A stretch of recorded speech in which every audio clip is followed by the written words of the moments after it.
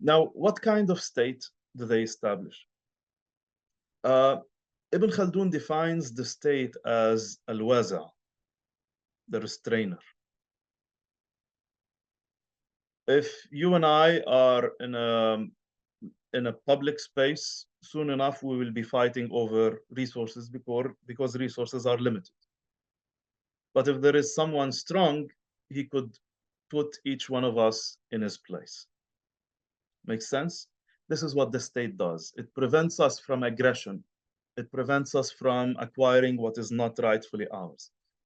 So a state is the restrainer, but it is an external restrainer. Religion is an internal restraint.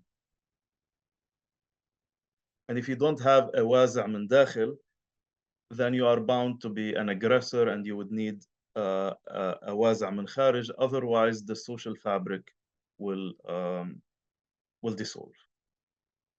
Okay. Now, Ibn Khaldun does not think that human beings can live without a wazi'. There is the wazi', which this is a picture of a Seljuk emperor, and the Seljuks were very powerful, and they could impose their will on everyone and force everyone to obey their laws. But in a tribal setting among the Badu, the wazi' is more internal. Ibn Khaldun makes a distinction between al-mulk or at-taghallub and al-ri'asa. Among the Badu, there is ri'asa, which is based on respect. At-taghallub is based on domination.